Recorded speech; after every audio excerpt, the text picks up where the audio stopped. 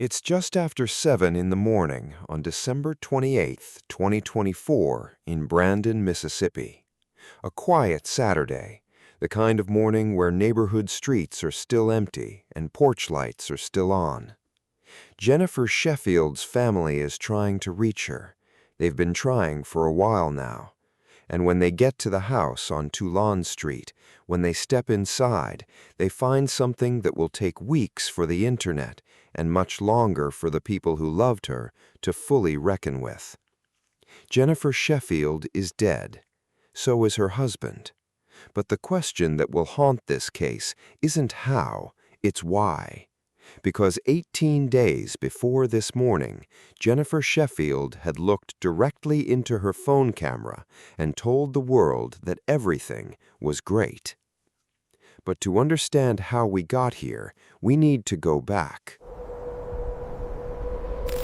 Welcome to the darkest corners.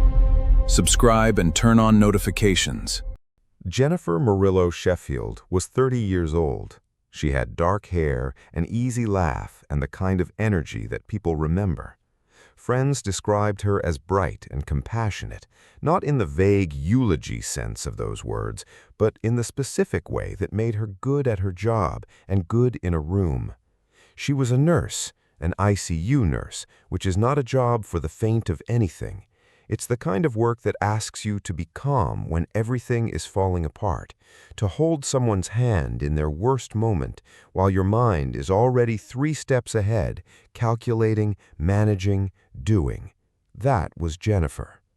She was also a mother of 2 girls, Gracie and Kylie. By all accounts, her daughters were the axis around which her whole life turned. She was known as a band mama, the kind of mom who showed up, who was there. And she was ambitious. She was enrolled in the Master of Medical Sciences program at Mississippi College, working toward becoming a physician. She had mapped out a future that was bigger than the one she was currently living, and she was actively walking toward it. She had 4 dogs, Fergie, Bruce, Luna, and Draco. She loved to travel. She loved, according to those who knew her, the finer things in life, not out of vanity, but out of a genuine appreciation for beauty and experience. She was a woman of faith who shared that faith openly. She and Brandon Sheffield had been married for some time. He was 10 years older than her, 40 to her 30. At some point, something between them shifted. The details of why they decided to divorce are private, but by late 2024, the decision had been made, and Jennifer, characteristically, was handling it with grace. The last public record of her voice was posted on December 10, 2024, 18 days before her death. She was driving. The Mississippi afternoon light was probably coming through the windshield. She was talking into her phone the way millions of people do when they have something to say and an audience ready to listen. She said, "I'm about to be a newly single mom. I am in the middle of a divorce. My husband is being incredible, though, really and truly. We're working together. Everything's great." She sounded relieved. She sounded like someone who had been afraid of a hard conversation and found out it wasn't as hard as she had feared. She also sounded, in hindsight, like someone who had no idea what was coming. December 27th, 2024. That date appears on Jennifer Sheffield's obituary as the day she died. It's also the date on Brandon Sheffield. The discrepancy between that date and the morning of December 28th, when police actually arrived, is one of the small, unresolved details that this case leaves behind.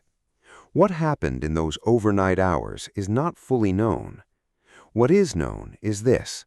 At some point on the night of December 27th or the early hours of December 28th, at their home on Toulon Street in Brandon, Mississippi, something happened that ended Jennifer Sheffield's life. There was one detail about that night that no one could explain, yet. Who made the first call? Who noticed first? What the house looked like before Jennifer's family arrived? What we do know is that by the time family members reached the residence on December 28, 2024, they saw enough to know they needed to call the police immediately. They reported, and this phrase appears in nearly every official statement, obvious signs of foul play. At 7:19 a.m., officers from the Brandon Police Department arrived at the home on Toulon Street. Inside, they found the bodies of Jennifer Sheffield, age 30, and Brandon Sheffield, age 40. Both had died from gunshot wounds. Jennifer's two daughters, Gracie and Kylie, were found at the residence. They were alive. The details of what they witnessed or where they were in the house have never been publicly disclosed. That silence in itself speaks volumes. Brandon Police Department Chief Joseph French spoke to local outlet Dark Horse Press that same morning. His statement was careful, preliminary, but direct. It appeared, he said, that Brandon Sheffield had shot Jennifer Sheffield and then shot himself. The Mississippi Bureau of Investigation's Crime Scene Unit was called in to assist with processing the scene. Chief French made clear this was an ongoing investigation and that the classification of murder-suicide was based on preliminary findings. Investigators began the methodical work of reconstructing a timeline. The gun, the positions of the bodies, the presence of the children in the home. And somewhere in that house there was almost certainly a phone, Jennifer's phone, with that TikTok video still on it, the one where she smiled and said everything was great. 18 days. That gap between the woman who called her husband incredible and the crime scene on Toulon Street is not just a detail, it is the entire question at the center of this case. What changed, or more unsettling, what was never what it appeared to be? Chief Joseph French had been in law enforcement long enough to know that first impressions of a scene can be accurate and they can be profoundly misleading. In a case like this, apparent murder-suicide, two deceased adults, children in the home, the priority is simultaneous: verify the facts, protect the living, and resist the pull toward the obvious conclusion. The Mississippi Bureau of Investigation's Crime Scene Unit processed the home on Toulon Street with the kind of deliberate attention that does not show up in press releases. Photographs, measurements, swabs, the position of the weapon relative to both bodies, the trajectory of the bullets, the presence or absence of defensive wounds. In a suspected murder-suicide, investigators are looking for confirmation or contradiction. They need the physical evidence to tell a story that matches the apparent narrative. Any inconsistency becomes a thread worth pulling. Detectives pulled records. They began speaking to people in Jennifer and Brandon's lives, family members, friends, colleagues. They looked at the TikTok video posted on December 10th. They looked at the 18-day window between that video and December 27th. What emerges from publicly available reporting is a picture of a separation that Jennifer, at least publicly, had characterized as cooperative and peaceful. She had spoken about their divorce in practical terms, splitting assets down the middle, co-parenting their daughter, supporting each other through the transition. She had expressed gratitude. She had expressed relief. But she had also expressed something else in that video, something easy to overlook on a first watch: fear. "I've never done this before," she said near the end of the clip. "I've never been on my own before, so if you have any tips, saving money, making money, because I'm a little scared right now." She was scared of being a single mother on one income. She was scared of buying a house alone. Those are rational fears that millions of people share, but listen to that sentence again with everything you now know, and it lands differently. Jennifer Sheffield, by late 2024, was on the edge of a life that was significantly bigger than the one she shared with Brandon. She was pursuing a medical degree. She was moving into her own home. She was, in the most literal sense, leaving. Investigators and domestic violence advocates who have commented on similar cases often point to what's sometimes called the separation trigger, the period during which an abused or controlled partner attempts to leave, being statistically one of the most dangerous windows they will ever navigate. The word abused may or may not apply to Jennifer's specific situation. That's not established in the public record. What is established is this: a 10-year age gap between partners, one partner's rapidly increasing professional trajectory, a separation being finalized, children involved, shared assets being divided, and a violent end that came not months into a contentious divorce, but weeks into what Jennifer herself had called a civil one. One social media commenter asked a question that cut through the noise. Did that woman ever come to y'all and express concerns when it came to her marriage? If she did, was real support offered, or was she just told to pray about it? It is a question that has never been publicly answered.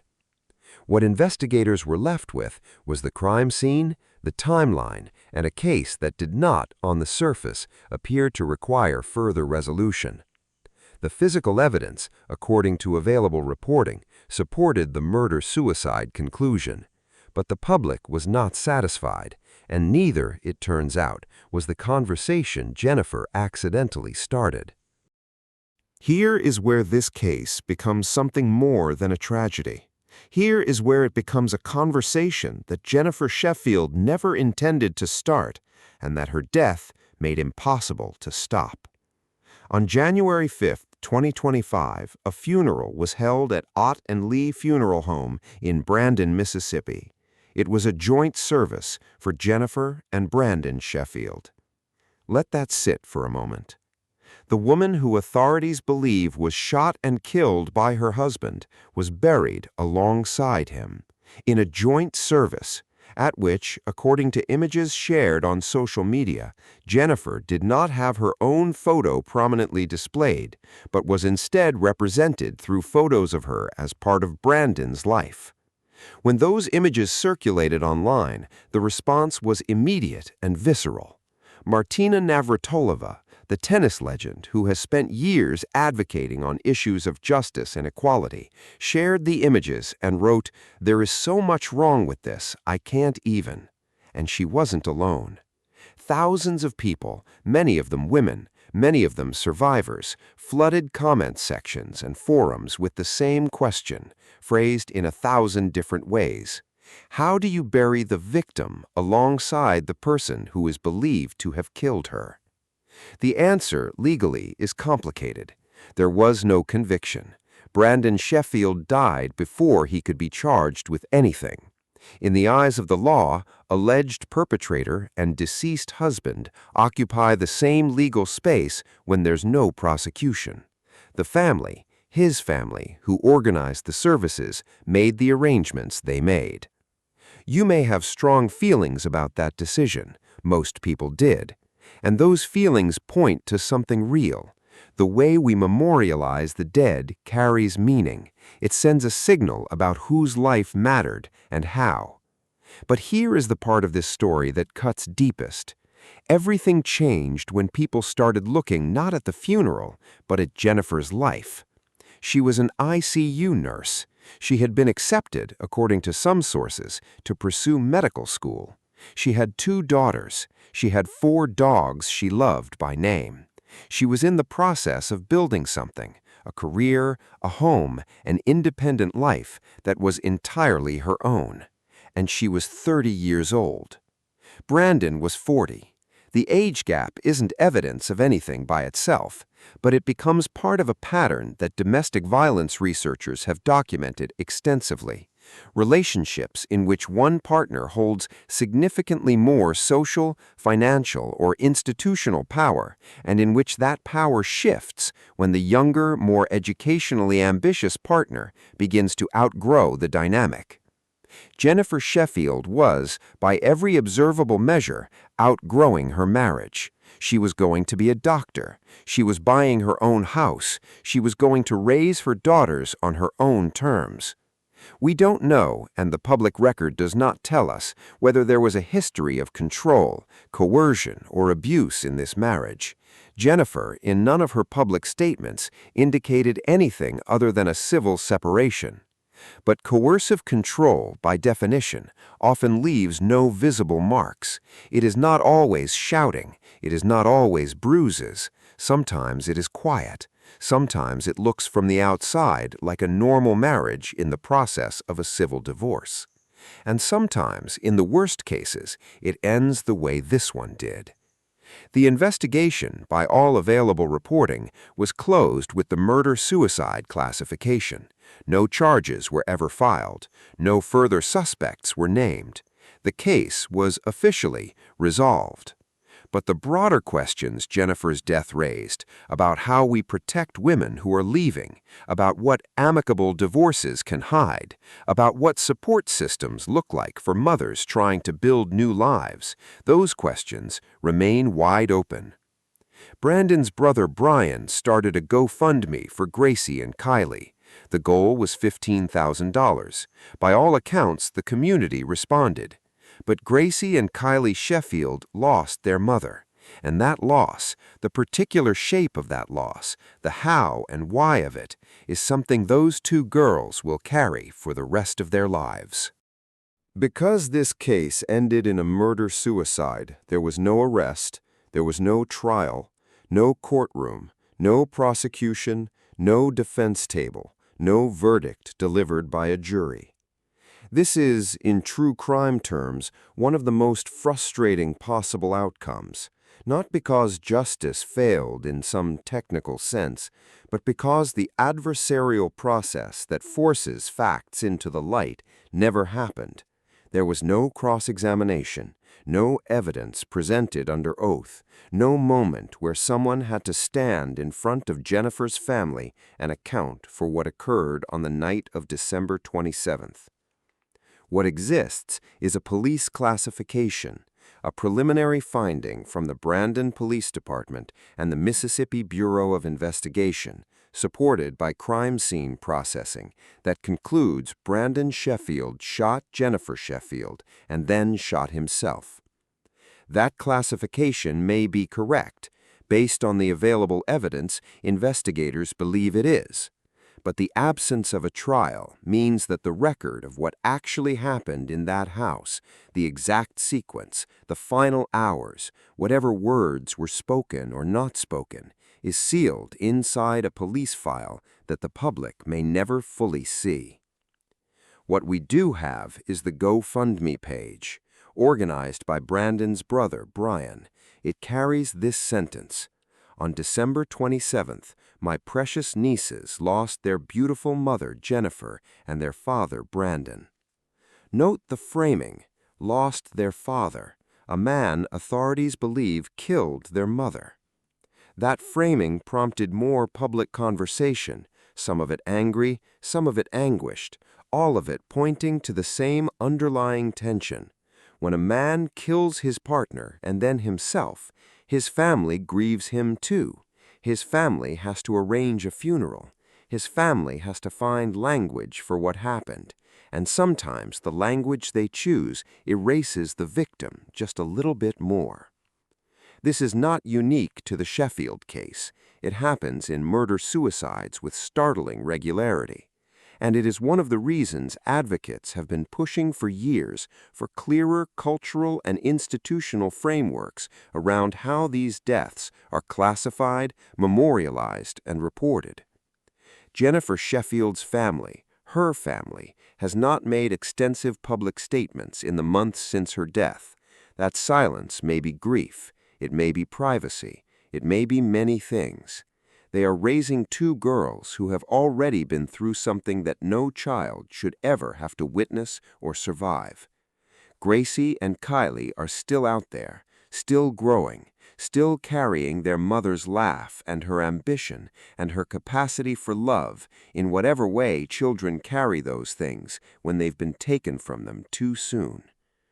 The conversation Jennifer accidentally sparked about the hidden dangers of separation, about the amicable divorce that turns deadly, about coercive control and what it can look like when it's invisible, that conversation has continued on social media, in domestic violence advocacy spaces, and in the hearts of the thousands of women who watched that TikTok video and thought, that could be me, that could be someone I love. Jennifer Sheffield did not set out to start a movement. She set out to be a doctor, to raise her daughters, to buy her own house and live her own life. She was 30 years old. She had so far left to go. There is no law named after Jennifer Sheffield, no bill in the Mississippi legislature, no formal policy change that traces directly back to what happened on Toulon Street in Brandon on the night of December 27, 2024. But something did shift. Domestic violence researchers and advocates have long documented what they call the danger assessment, a set of risk factors that statistically predict lethal violence in intimate partner situations. A partner attempting to leave, a significant power imbalance, children involved, firearms in the home, a perpetrator who is losing control of a situation they previously managed. Jennifer's case hit nearly every marker, and yet she had no reason to believe she was in danger. She told the world 18 days before she died that everything was great. That gap between what she knew and what we now know is the most haunting element of this story, because Jennifer Sheffield was not naive. She was an ICU nurse. She was training to be a physician. She was one of the most observant, detail-oriented people there is, and she did not see this coming, which means the warning signs, if they existed, were invisible to her, or she saw them and had no framework to understand what they meant. That is the systemic failure at the heart of this case. Not law enforcement, not the investigation, but the cultural infrastructure, or the lack of it, that leaves women navigating separations without the tools to assess their own risk. Gracie and Kylie Sheffield are growing up without their mother. Jennifer Murillo Sheffield was bright and compassionate. She was a band mama and a woman of faith. She loved Fergie, Bruce, Luna, and Draco. She was afraid to be on her own, and she was brave enough to try. She deserved the chance to find out she was going to be just fine.